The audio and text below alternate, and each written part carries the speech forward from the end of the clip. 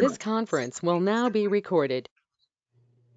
Thank you, everyone, for joining us today at our regular board meeting in the West Basin Municipal Water District, February 22nd at 1:04. This is National Engineers Week, and I hope you all had some kind words to say today to your favorite engineer. Thank you very much.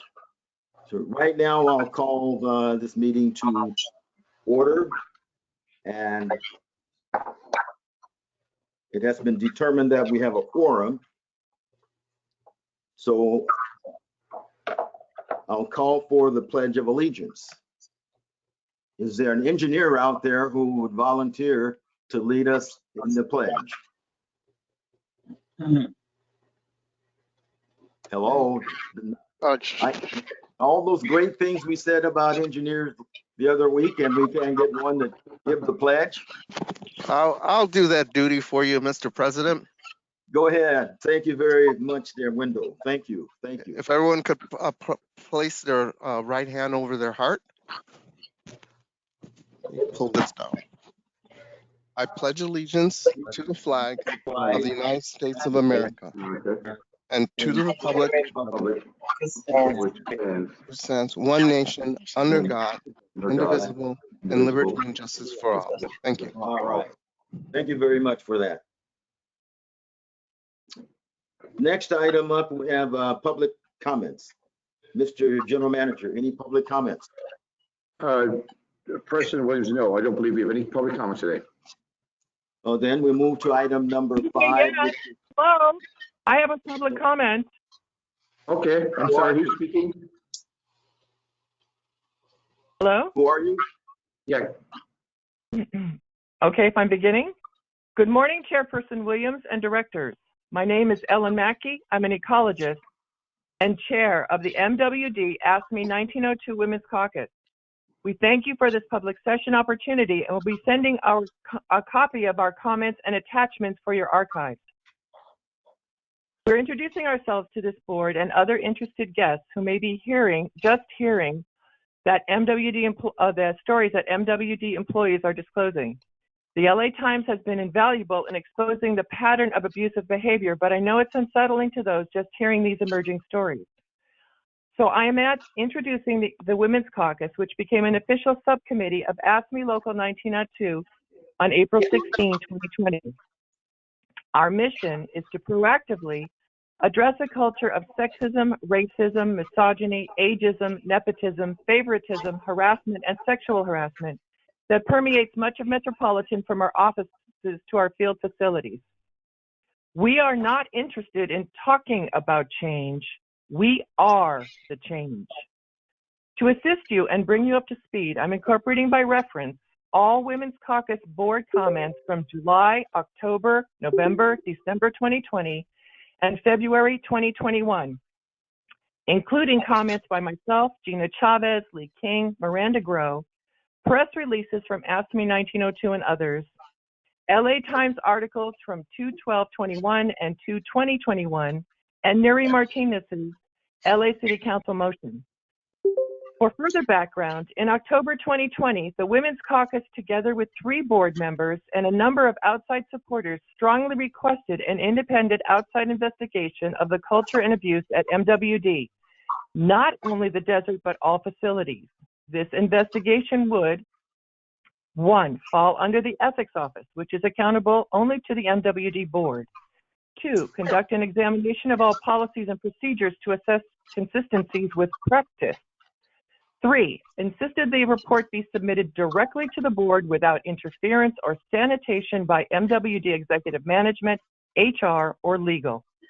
4, stipulated a thorough, full investigation that ranged freely to include every witness and every issue raised.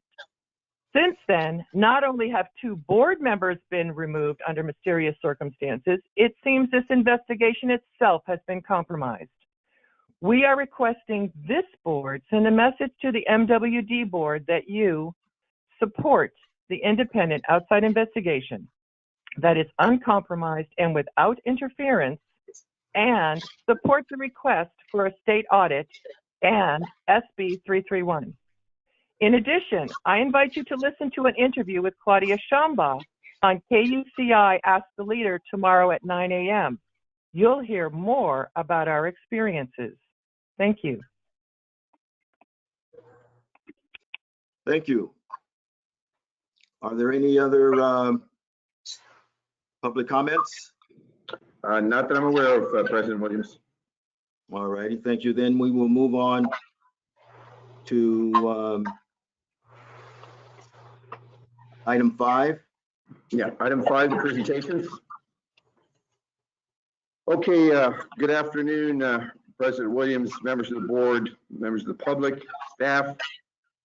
And we do have a lot of engineers on today, oddly enough. And so this is the National Engineers Week. And we have a proclamation that we have that I'm going to read out here in just a second. I would like to highlight that we did present this, of course, at committee. We have a significant number of engineers on our staff, a very diverse group, as was noted by the committee and board members, both ethnically and by gender, and very effective group of engineers that we rely heavily on. And so just a word too, after I read the proclamation, we will be sending out a press release this afternoon and an introduction to Engineers Week with a quote from Board President Williams. And we have other events on social media tomorrow and the day after on Friday. On Tuesday, we have Meet Our Engineers, highlighting 4 engineers that volunteered to be featured. And I believe that was Camille, Susanna, Joelle, and Jeremiah at last count. And on Wednesday, we have a President's Message, a short quote from the Board President, acknowledging Engineers Week as a Black engineer during the Black History Month. And on Thursday, we have Throwback Thursday, which is a kind of West Basin's career day. And on Friday, we'll be closing out Engineers Week with the short Instagram video featuring the 4 engineers that volunteered to be featured under the Meet Our Engineers program on Tuesday, the 23rd. That will go out on Friday, the actual video on Instagram. So with that, I do have a proclamation that normally the board president would read out, but with his permission, under the virtual circumstances, I'll go ahead and read that if that's okay, President Williams. That's fine, please do. Thank you. So this is the West Basin Municipal Water District proclamation, the 2021 National Engineers Week, February 22nd, 2021. Whereas National Engineers Week was founded by the National Society of Professional Engineers in 1951. And whereas National Engineers Week is celebrated each year in conjunction with President George Washington's birthday, as he is generally considered to be the nation's first engineer. And whereas National Engineers Week is dedicated to ensuring a well-educated, diverse future engineering workforce by increasing understanding and interest in science, engineering, and technology careers. And whereas National Engineers Week is observed by a coalition of more than 70 engineering, education, and cultural societies, and more than 50 corporations and government agencies. And whereas engineers of the various specialties are employed by West Basin Municipal Water District, filling critical jobs to ensure a reliable, economical, and accountable operation of the district to meet its mission. Now, therefore, be it proclaimed on this, the 22nd day of February 2021, that we, you, the directors of West Basin Municipal Water District, hereby join those organizations in celebrating and acknowledging the contributions to the quality of life that engineers provide and the promotion of the importance that technical careers and education have on the nation's future during National Engineers Week. That's the proclamation. Thank you very much. And I don't know if you know this or not, but George Washington was not only considered the first engineer, but he was considered the first civil engineer.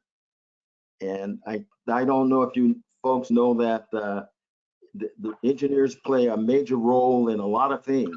And one of the ones I think is so very important is project management as we know it today. Project management, program management was born out of the space program, because at that time, America was having difficulty completing projects and they needed to fix that straight away. So it was born, the project management systems that we are part of today and have been improved over the years. But that came out of the space industry. So there you go.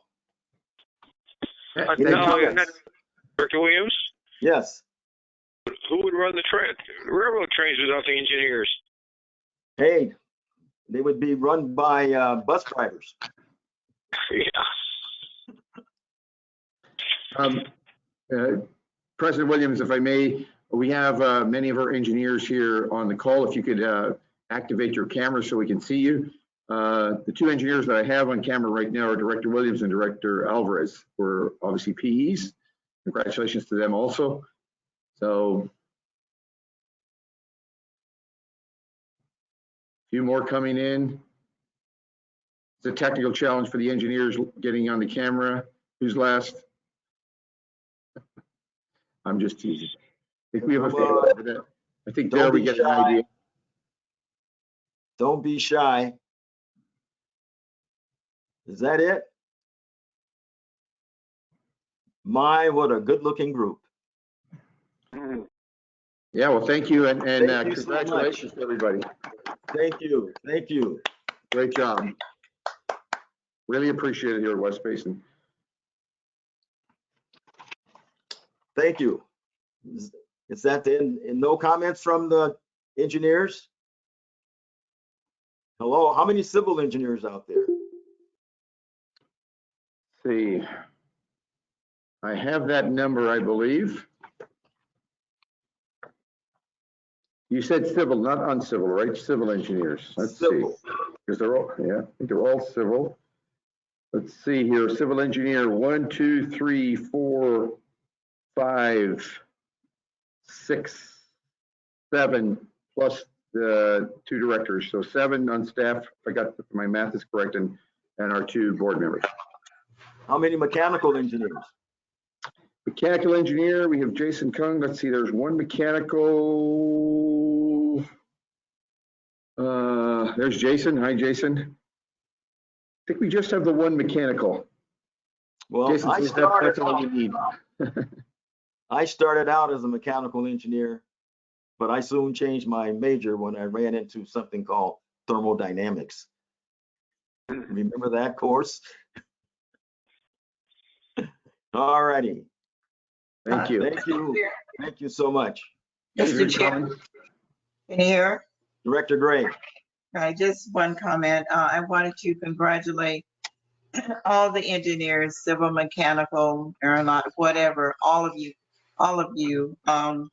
Thank you in particular to this staff at West Basin, because without you, we could not be successful in achieving our mission of providing reliable water to our customers. So thank you very much. It was great to see everybody on screen. It's a great mixture, lots of diversity there in terms of women and men and others. So again, I just wanted to say congratulations to all the engineers, and in particular, those at West Basin. So thank you so much for your work. And also to our board members, our 2 board members who are engineers. Thank you. Anyone else? And it was very good to see that our staff is as diverse as the district that we serve and the water that we provide. So thank you again very much for all of you. Okay, that takes us to the next item. Item 6. Items too late. Yes, so Agenda. Item 6, there's nothing too late to be agendized for today's meeting. All right, then that moves us to the consent calendar. And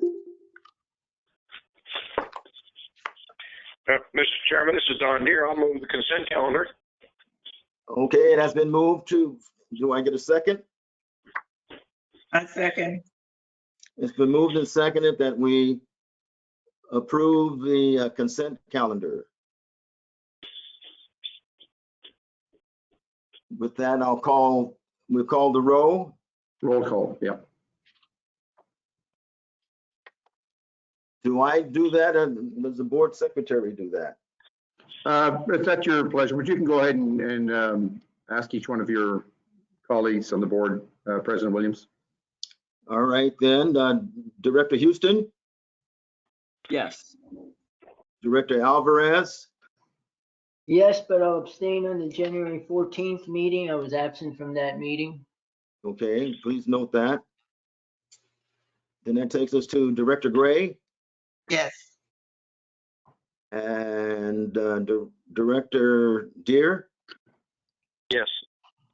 and Director Williams. That's a yes. Thank you very much. Motion passes.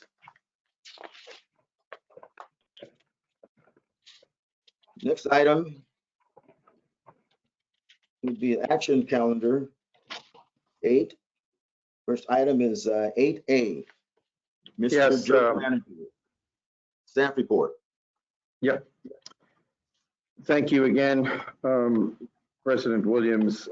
We have a single item on this action calendar today. As you mentioned, item 8A, entitled the establishment of an ad hoc committee for the city of Los Angeles matters. And I think, as we all know here, with staff and of course the board, that we have a very important and really fruitful collaborative relationship with the city of Los Angeles. We are connected with them in a number of areas for the past, well, for a very long time, even since we were formed, but particularly over the last 30 years when we embarked in the initial stages of our recycled water program, whereby we purchased water from the Bureau of Sanitation through the Los Angeles Department of Water and Power. We purchased secondary effluent from Hyperion, which is the basis for our entire recycled water program. Without access to that water, we really don't have a water for our recycled water program, which has been, as you're well aware, hugely successful over the past 25 years, having produced 250 billion gallons of recycled water, roughly 250 billion gallons of partially treated water that didn't, sewage water that didn't go to Santa Monica Bay, and it freed up approximately about the same in imported water. So that's a great story. We also, so one of our customers for the recycled water, of course, is the city of Los Angeles. They're one of our very important recycled water customers. And we also, on the other end, we purchase a substantial amount of power from LADWP, principally for the Hyperion pump station that pumps the secondary effluent up to the Ed Little plant. And currently we are engaged in a very important, what we're calling a membrane bioreactor pilot study, which we embarked on back a few years back, and is ongoing to evaluate the technology, principally membrane bioreactors and other appurtenances that would improve water quality, enhance water quality coming from Hyperion. So we're involved as a co-funding member with both LADWP and Bureau of Sanitation. So that's just some of the things going on, a great relationship. And this ad hoc committee was at the direction of the board president, President Williams, asked that this be formed, and he'll make the appointments to the committee that would further develop and enhance this important partnership. So with that, if there are any questions or not, I would hand it back to President Williams. Okay, very good. Thank you for that report. Are there any questions?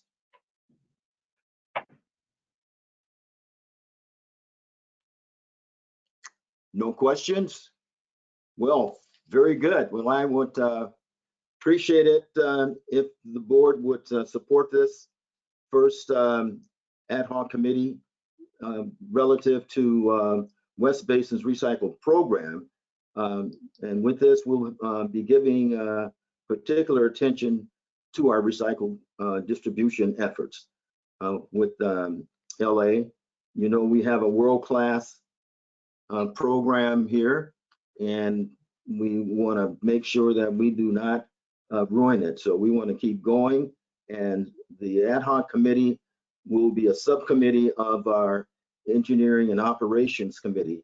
So the engineering operations committee will be the home committee of this ad hoc committee and will report to the home committee.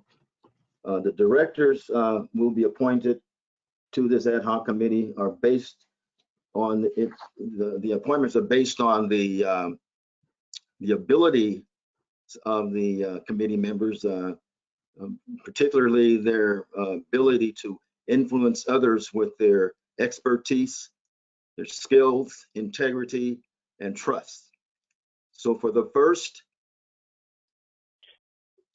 ad hoc committee, I will appoint Director Gray because of her policy expertise, and Director Alvarez for his civil engineering expertise. So with that, I will call for a motion. I move approval. President Williams, let me just read the recommendation first. I'd like you to do that, just so we have that on the record, if I may. But please do. Thank you so much. Yeah, so the recommendation was that the board establish an ad hoc committee to engage with LA City stakeholders on matters and programs of mutual interest to which the board president will appoint members. Thank you. As I said before, I'll move approval.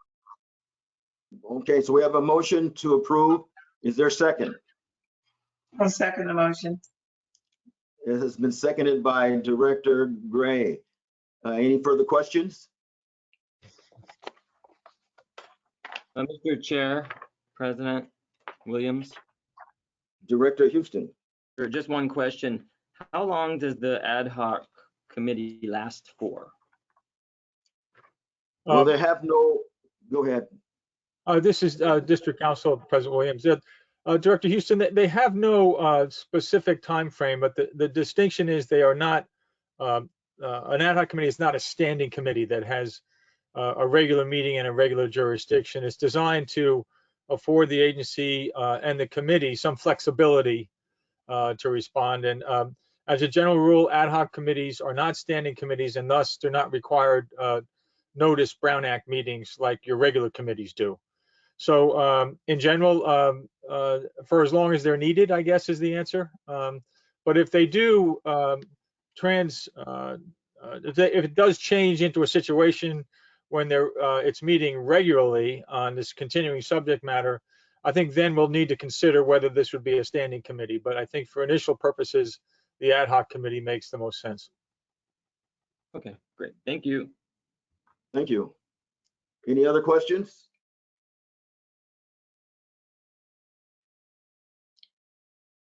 Okay, then I will call for the question. How about Director Houston? I vote yes. Thank you. Director Alvarez? I vote yes. Director Gray? Yes. And Director Deere? Yes. Director Williams, I vote yes. The motion carries. Thank you unanimously. Thank you. Next item. Okay, the next item is, let's see here. Looks like information calendar. Yes, it is information calendar, and we do not have anything on the information calendar today. Our next item is item 10, receive and file. Could the General Counsel, could you comment on the receive and file item? What does that mean? Sure. Yeah, I'm off mute. Sorry. Yeah, the receive and file items are in some ways like information items, but we generally adopt a motion to approve them so we have a record that the board has received. For example, your meter report and communications update and all the other items listed under receive and file. It's a kind of an agenda item that's close to information items, but by posing it in the receive and file category, it warrants an action to record that these were actually received and filed by the board. Oftentimes, some of these items will be selected for a further discussion if it's one of the director's pleasure, but we generally take action on this with a motion. All righty, thank you. Okay, at this time, I would entertain a motion to approve the receive and file. Here, this is Houston. I'll move it. All right, is there a second? John Deere, I'll second. Okay, it's been moved and seconded that the receive and file report be approved. Any opposition? We still need a roll call vote. Okay, so we'll have roll call vote. And with that, Director Houston, Yes. Director Alvarez, Yes. Director Gray, Yes, yes. thank you, Director Deere, Yes. and Director Williams, yes. So the motion carries. So that takes us to our next item, item number 11, which would be the General Manager's activity report. Thank you, President Williams. I have a few items to cover today. I just wanted to mention a new bill that was introduced by Cynthia Garcia, Assemblywoman Cynthia Garcia, AB 1195, I believe, yes, that I've circulated to the board for review. We have, of course, our staff, our lobbyists. I just spoke to before this meeting, looking into the meaning of this bill, what it means for West Basin, what's the exact interpretation. I noticed in the short time that it's hit the streets before the deadline, the February 19th deadline, that there are varying interpretations of what it might mean for the establishment of this new agency called proposed establishment of this new agency called the Southern Los Angeles County Regional Water Agency, with some kind of oversight, and with, in general terms, the jurisdiction would be in the Central and West Basin service areas, but also the overlying the entire water replenishment district service area. So we are, like I said, tracking that and seeing how that progresses, and we'll follow up, and certainly EJ will be following up at the next water policy or before on what that portends for everybody. The other thing, I attended the Metropolitan GM meeting back on February 12th. The main things going on really well, among other things going on at the Metropolitan Water District is the IRP, that process, the integrated regional plan that's going to look at water demands essentially for the next 25 years, try to figure that out. And there's a lot of discussion about how does the urban water management plan become part of that? That's the kind of 5-year look ahead. And how does that work with this bigger picture? And the bigger picture, of course, in the IRP is considering everything from climate change, which is, again, looking a long ways out. But that's a very, big topic of discussion. Also is how does the Delta conveyance, where is that going, and how might that influence the IRP? Those are still being discussed by the parties, and the schedule though would be hopefully to have it done by the end of this year. But still a lot of discussions. There's of course each member agency may have a slightly different opinion on what should be included, and that's the general discussion up to this point. And how do we determine what's included and what's the sequence between the urban water management plan should be done first before the IRP is completed or not, and also into this whole discussion too, there's been the discussion of the stewardship rate, which is essentially the rate that Metropolitan charges, currently suspended, that funds the local programs and conservation. Let's see, on February 16th, I attended virtually with the Executive Manager of Finance, Margaret Moja, the El Segundo City Council meeting at their request in regards to agenda item number 5, which was proposed city water and wastewater rate adjustments for fiscal year 2021 through fiscal year 2024-29. There was a lot of discussion on the rates, but it mainly focused on the wastewater side and the charges from Hyperion, particularly the capital, and especially also the O&M charges, which have jumped kind of dramatically at Hyperion, whereby they are looking for rate increases of 9 to 9.5% for the next 5 years, each year, or on the wastewater side. The water fund, the city's water fund is, as described by city staff, very healthy. There's no raise this year proposed, as I recall, in subsequent years, projecting 3%, or roughly what Metropolitan would be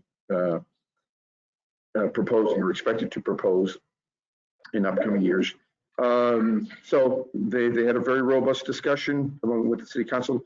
I was not asked to speak. I was ready and participated for the couple of hours of the meeting, but eventually it got passed, and it's going through the normal Prop 218 process right now.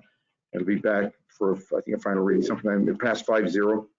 The City Council approved the resolution, and they're moving on to the next steps for implementation. There was an Urban Water Institute Spring Conference. Hopefully somebody got to participate. I personally didn't get as much time as I would have liked to get involved in that. A lot of conflicts, as is happening with a lot of the conferences, with regular meetings and other things that are going on at the same time. But hopefully some of the board and staff participated.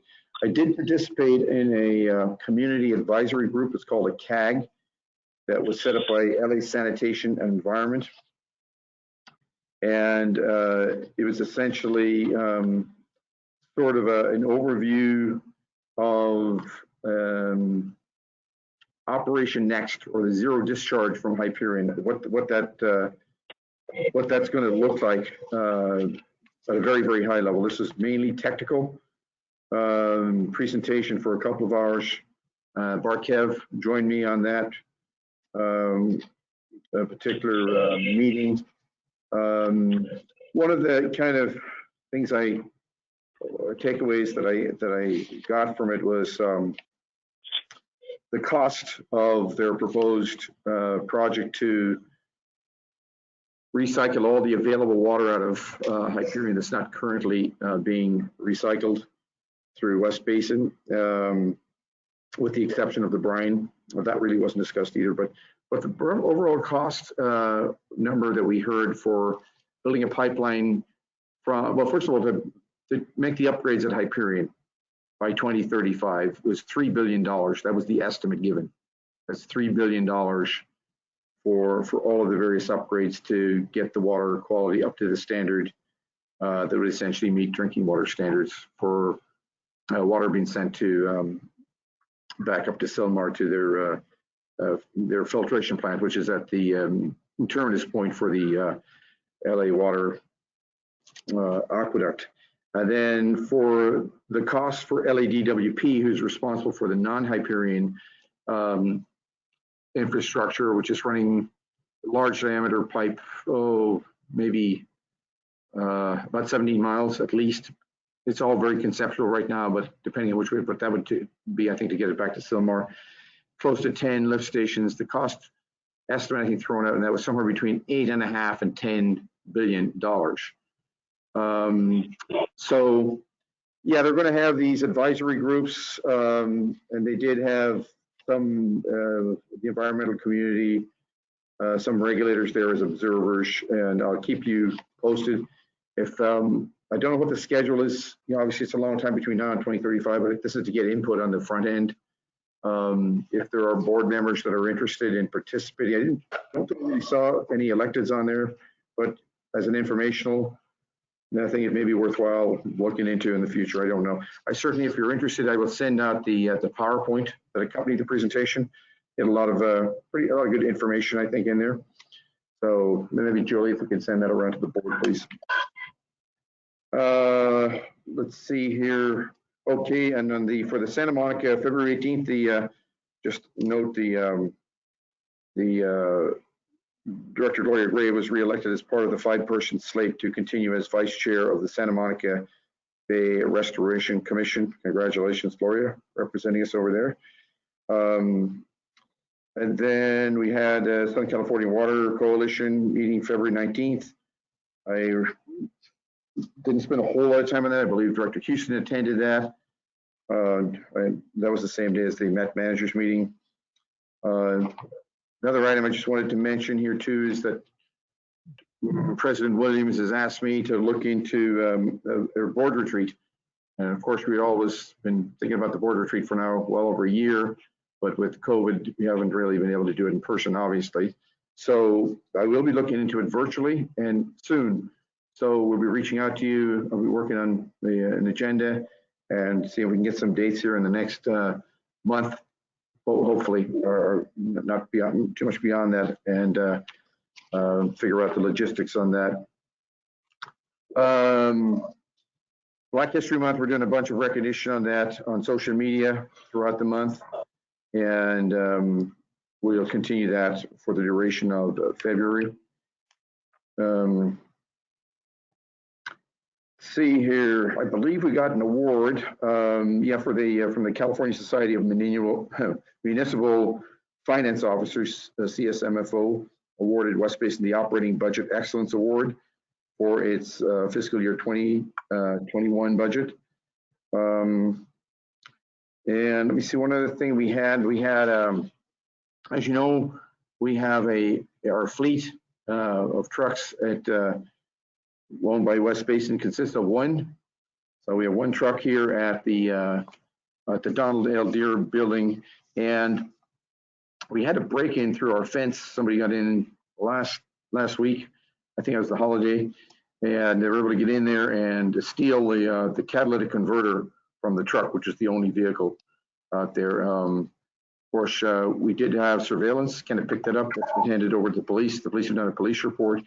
They did mention that there's been a series of thefts in the area of catalytic converters. I think the number I have right now to repair it is about $3,500, and Aqua JPA would pick up that after we pay our deductible. I'm not quite sure what that deductible. I think the deductible is maybe about $1,000 for that. Some upcoming events.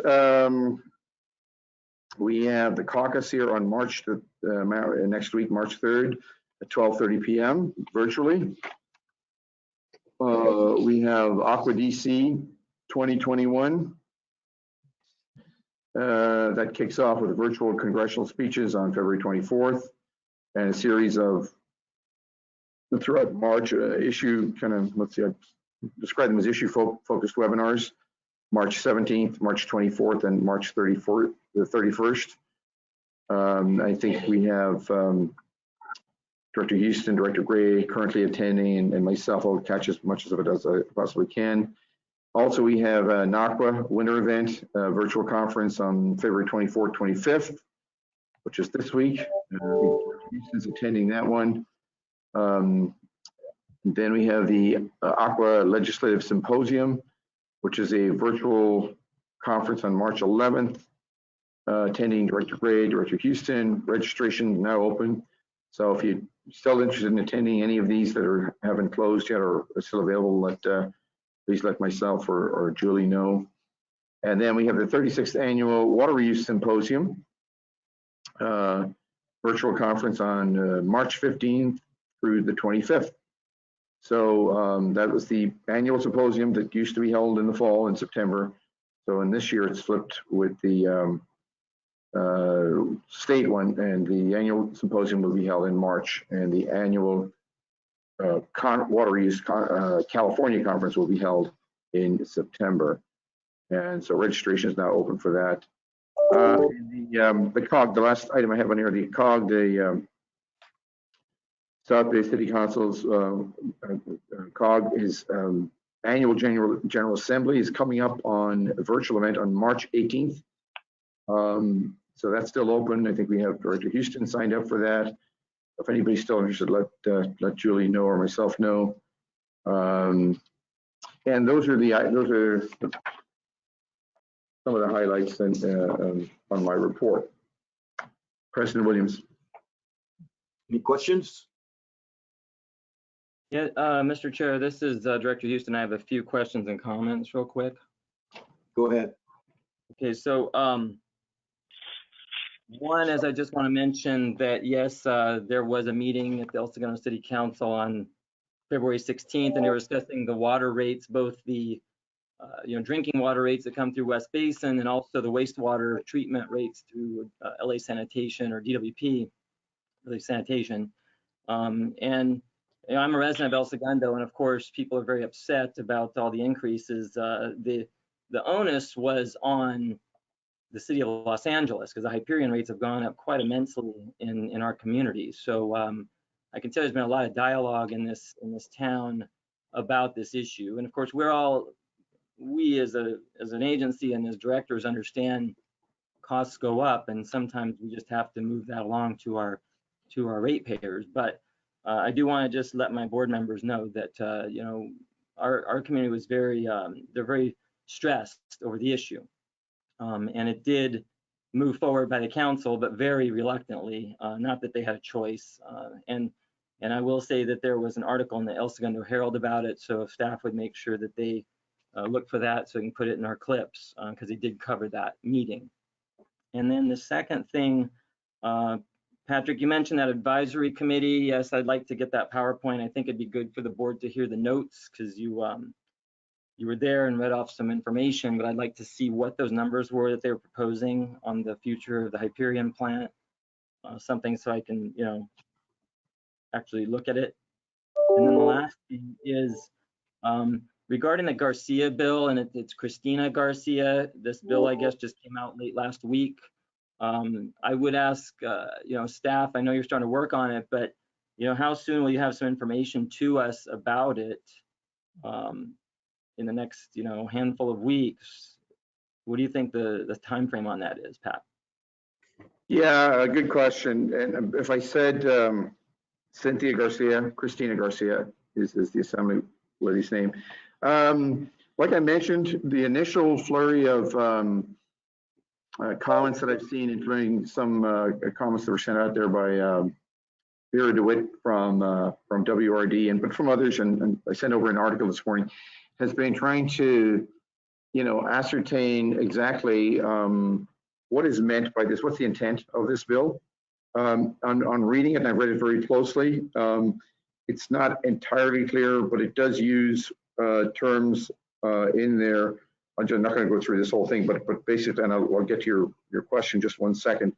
That it talks about how it would be financed through charging by a water system for which the agency has assumed control.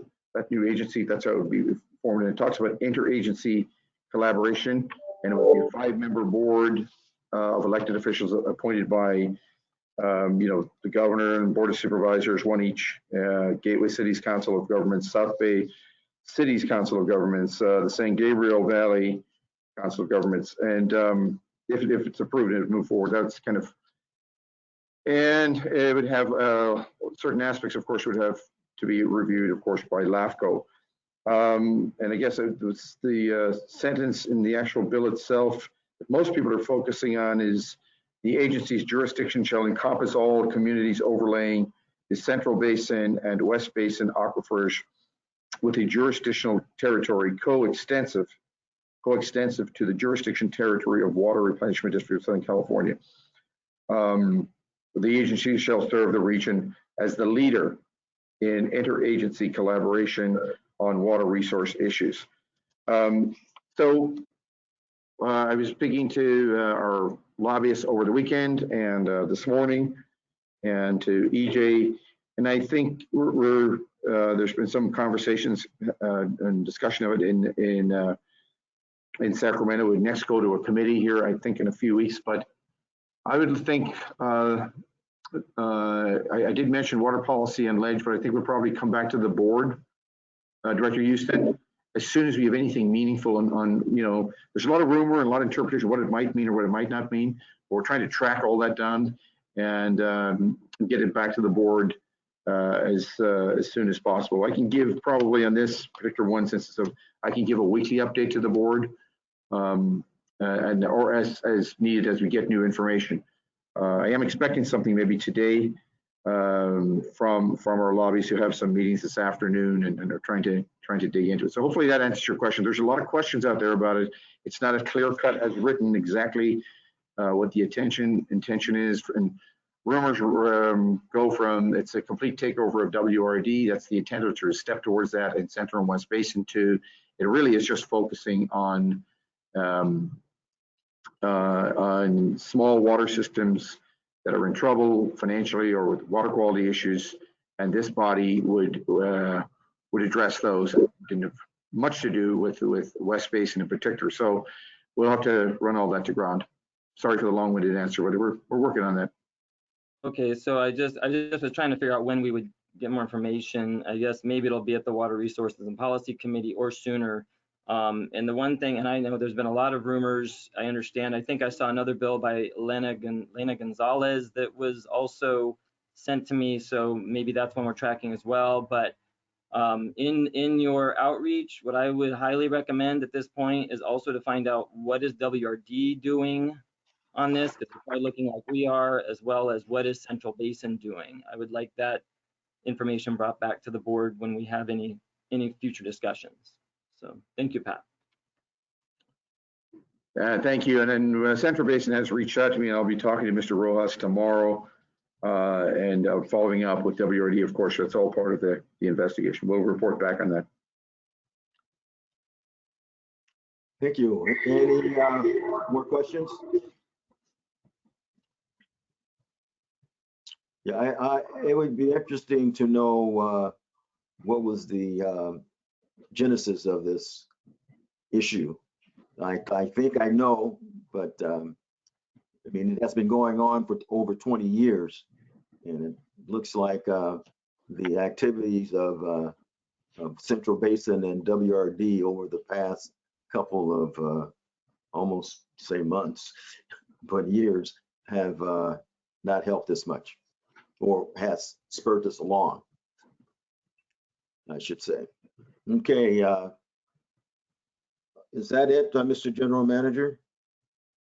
President Williams, that is. Thank you. Okay, then that takes us to the General Counsel's report. Thank you, Mr. President. A brief report with just a few things. Number one, concerning the Garcia bill, I've already gotten inquiries from other water agency clients about that bill. So we'll be doing an analysis ourselves, which of course I'll share with Patrick and the staff. Number two, we do have some closed session items today on, as described in agenda item number 14. And lastly, I just want to thank the board for the consideration on our rate adjustment, and also let you know that the summary of activities should be in your inbox by COB tonight. That concludes my general counsel report. Okay, well, thank you for that. Any questions? Okay, let's move on to the AB1234 reports.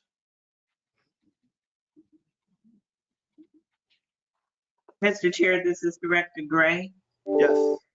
I submitted my AB1234 reports. Thank you. Thank you. Did I see Director Houston? Did you? Yeah, no, because I usually give them verbal, so thank you, Mr. Chair. So real quick, since our last meeting on the 29th of January, I attended the Southern California Water Coalition board meeting, because I'm on that board. On the February the 8th, I attended virtually the MET committee meetings, and on the 9th of February, I attended the board meeting virtually. And most recently, on the 19th of February, I attended the Southern California Water Coalition webinar that I think the general manager mentioned. It was about water quality matters. Understanding PFAS was quite interesting. I learned a lot because PFAS is so complicated, and the different presenters were really good. Particularly, there was also Rob Bestie from WRD and Craig Miller out at Western Municipal Water District, the general manager. Those were just a couple of the ones on the panel, but it was very informational, and that video might be still available. And then I attended a couple other things, but maybe during my comments I'll mention those. So but those are my AB 1234. So thank you, Mr. Chair. Thank you. Anyone else? I'll be submitting mine in writing, so which is 0. So okay, so anyone else before we move on to item number 14, which would be our closed session? Should we recess to closed session? That's the chair's pleasure, Director Williams. If you want to do that now, I think the only item left is 15. 15 would be well, why don't we do that now right quick? Okay. 15. Anyone? Well, President Williams. Yes. I'll go ahead and go first if everyone's holding back. So director comments, actually, I just wanted to mention there were two other virtual conferences I attended. That they're not on my AB 1234 because I didn't put them in for per diem or anything, but one was the Cal DSAL conference. And I have to say it was actually really interesting, and talked a lot about, especially, and I'm sure you know this, President Williams, but brackish desalination issues, especially looking at California, Texas, and New Mexico. It was very Western themed, which was excellent. And there were some really, really good presentations. I have to say my expectations were a little low, but it was an excellent conference. And the executive director did a great job with it. They also had a virtual tour of one of the desal plants out in Israel, as well as the one here in Carlsbad. So I think they just did a great job with that. So Cal DSAL conference was very informational, but I do have to remind everybody it was heavily focused on groundwater and brackish groundwater, which obviously that's a big part of what we have in our service area. And the other thing was the Urban Water Institute. Also, that was an excellent conference. That was around February 17 and 18. So most of these I think are still online, that staff can get you guys to that. But that had some really good discussions as well. And one of them was a general manager's town hall, and they talked all about how the general managers, different ones, were adapting to working through the COVID pandemic, how they're looking at succession planning. Really good, diverse group, and I was very impressed. So I'd highly recommend our board members check that out if they get a chance. And let's see, I don't have anything else to report at this moment. I just, I do want to say that, of course, I think others are aware. I'm very aware of the media reports that are out there and the things that have been occurring at Metropolitan Water District. And I think these are very serious allegations that have been alleged. I fully support an independent investigation and to be completed to all of its fruition. But I also, at this point, support the state audit of Metropolitan. I think that every channel needs to be looked at as to what has been occurring at Metropolitan, and I certainly support the victims of harassment and assault and discrimination that have been speaking up. That sounds like it's been systemic for a long time. So I want any of those who do hear me that I support you. So thank you. Director Williams? Yes, Director Gray. Yeah. Thank you to my colleagues for the comments. However, I think we all support an independent review. The full board at Metropolitan last fall voted unanimously, which shows the support from the board regarding these issues.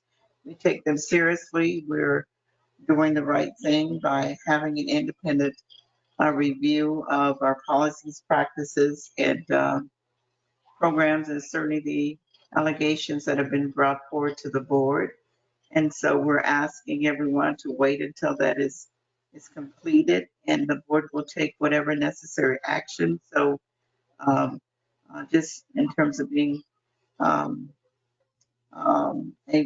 board member who supports a review of certain allegations and waiting until that report is completed before there's any judgment that's made. But we do support moving forward with the independent investigation of it. And again, it's the full board who voted to do this, and we're doing a due diligence. We take those statements by the women who have made comments not only at this particular board meeting, but certainly at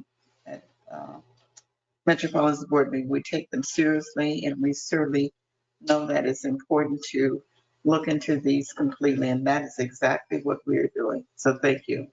Thank you for that. And I just want to say that I echo what Director Gray has said. So is there any other comments?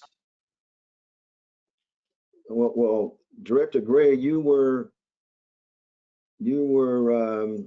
commenting on Director Houston's comments. Do you have any, or would that be your comments?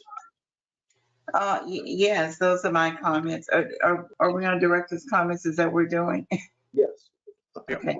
Yeah, well, that, and as well as, again, congratulations to all the engineers, play a very important role in what we do in terms of our mission and so forth. Thank you to staff and to general manager this morning, to my fellow board members. Be safe and be healthy. Thank you. Okay. Anyone else? Okay, well, I'll take this time to put in my comments. And one is that, I'm accustomed to having our flag, Old Glory, present when we salute it. And it has been my upbringing that when the flag is not present, you don't salute it. So what I like for us to do here at West Basin is what I got Metropolitan to do, was to flash the picture of the flag on the screen when we're saluting it. Where's the general manager? Did he run off? Yeah, and also we can actually bring. So he went and got it. Here you go. That must be present when we're saluting the flag. Duly noted. Okay. I agree. Okay. Then secondly, to the general counsel, during public orals, would it be out of the ordinary to state that at the beginning, at the outset, that the board is not able to comment on public orals, but we do take those into consideration at the proper time? Because it does seem a little rude to me that a person gets up there and says something that's very, very important and key to them, and then we are like stone-faced. We don't say anything. So what can we do to rectify that, Mr. General Counsel? I understand your concern, Director Williams, and I think we could do something about that by adding some language to the agenda, because the Brown Act does address this, and it basically says for items that are not on the agenda, the board or the staff can make a brief response and refer it to staff for follow-up if that's the pleasure of the board.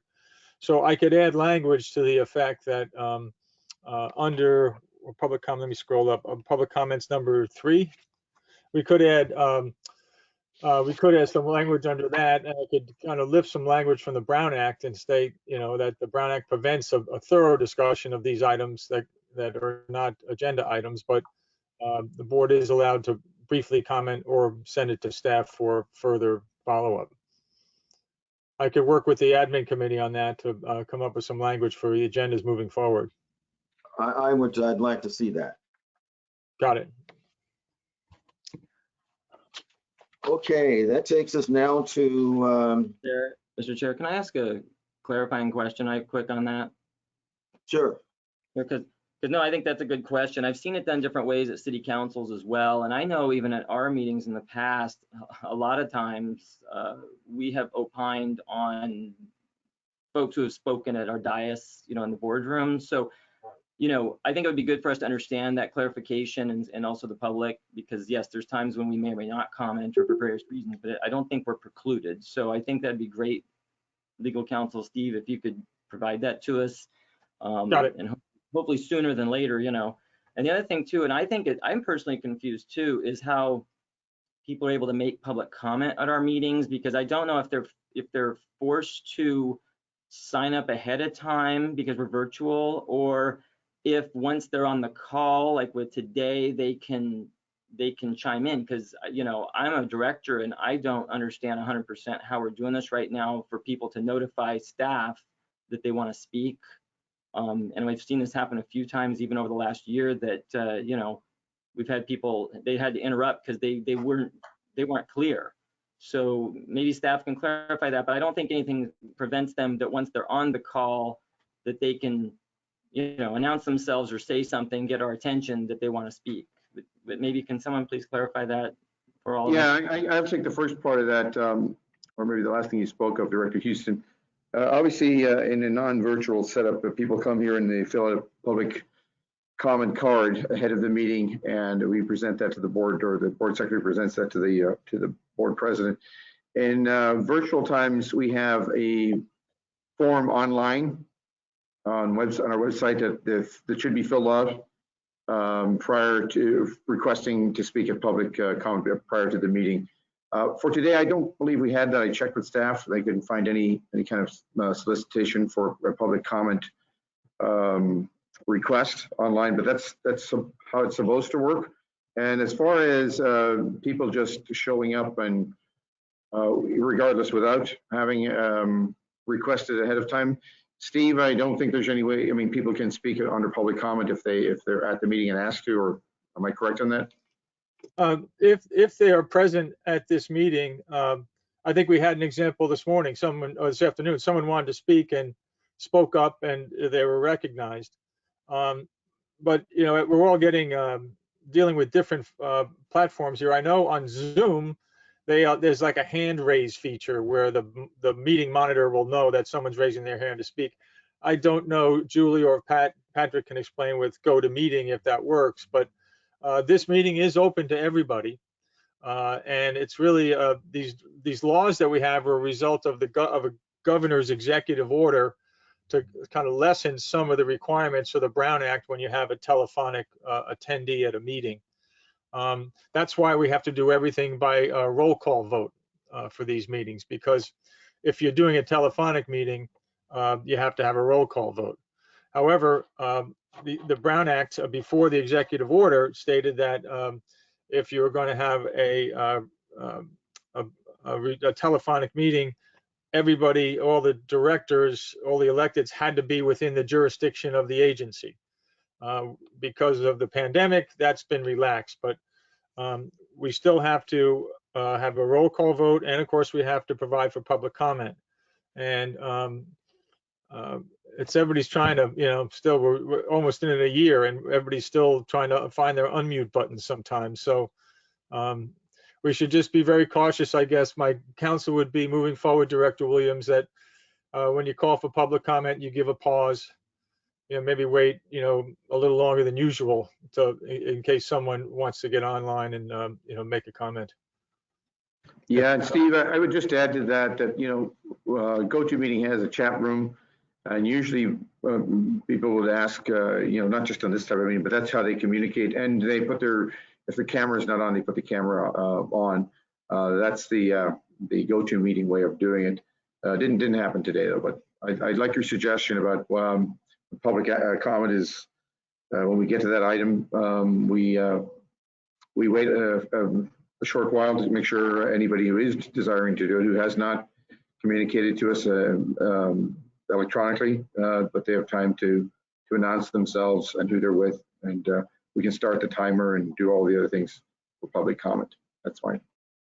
Okay, great. That answers my question. What we can do as well is that when we get to item 4 is to state that this is the time for public orals and just state what is the process quickly in a few words. Yes. Yeah, Yeah. one minor correction, Director Williams. I think you should use the term public comment instead of public orals. That may, I think Oh, I'm sorry. generally, Okay, no problem. yeah, I think people generally recognize that term more than they would public orals. That Okay. would be their time. No problem. Fix it. Okay, and then that's where no, that's great, Director President Williams. Because that's obviously what we do in the real life time at our office, and it's been very open that people can come and speak, and you don't have to sign up ahead of time or feel like they're not going to get heard. So I think it'd be good that we mention that, and also the time for limit, because normally it's 3 minutes or whatever it is, but give people a chance to talk should they have not called in earlier or let staff know. And of course, they don't have to necessarily turn their camera on or not. You know, they just have to be able to speak. So, but thank you for that clarification, and thank you, Steve, on another issue you'll get us some information about. So thank you. Yes, will do.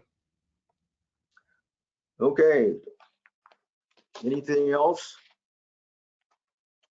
Well, then now we will recess to closed session. Yeah, if I could remind you, you have a closed session number, please call in on that number. I'm going to go ahead and set up the call. Just give me a few minutes.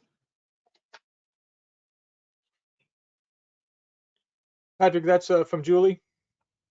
Yeah, Julie sent that, and she can send it around again if you need it. Okay, thank you. Well, then we are recessed to closed session.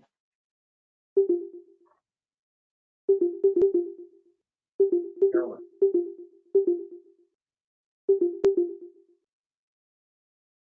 Carolyn.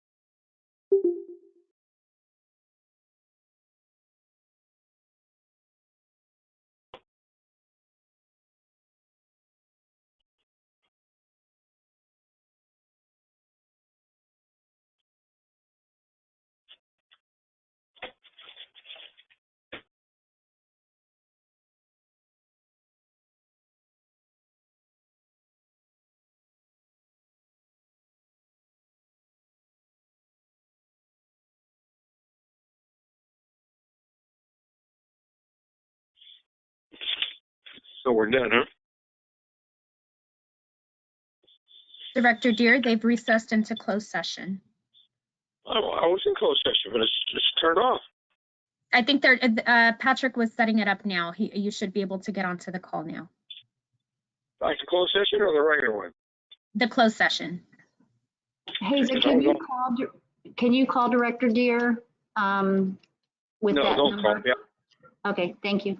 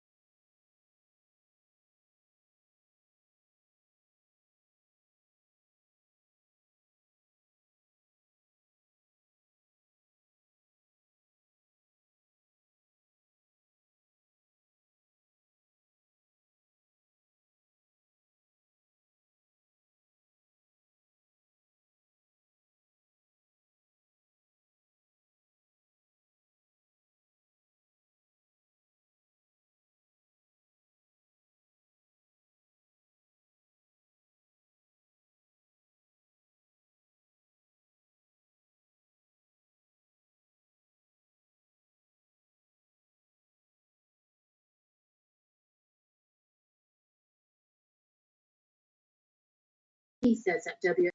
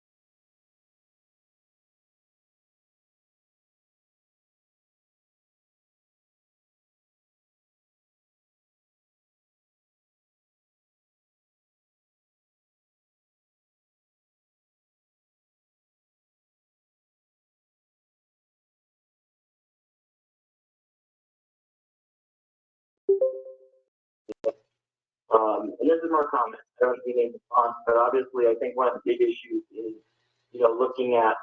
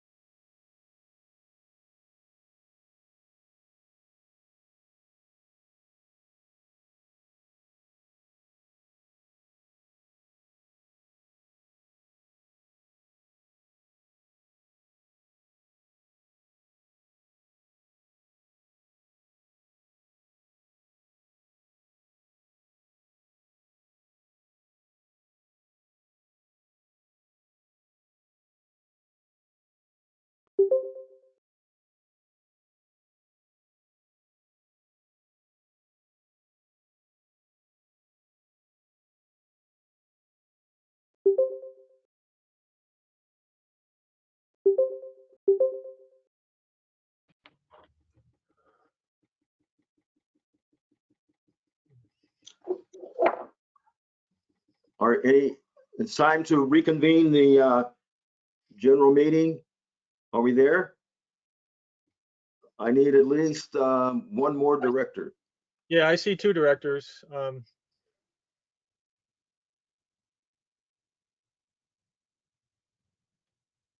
All we need is one more, right?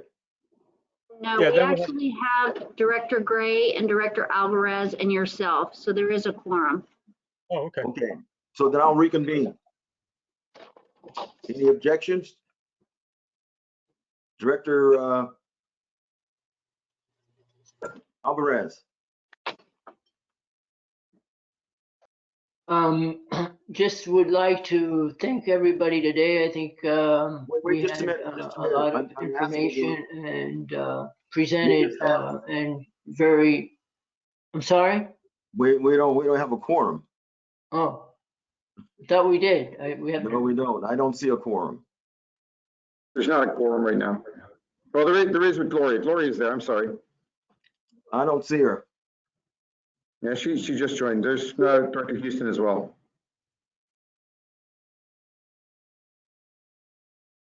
Okay, well, we are reconvening the board meeting. And we'll have our general counsel report out.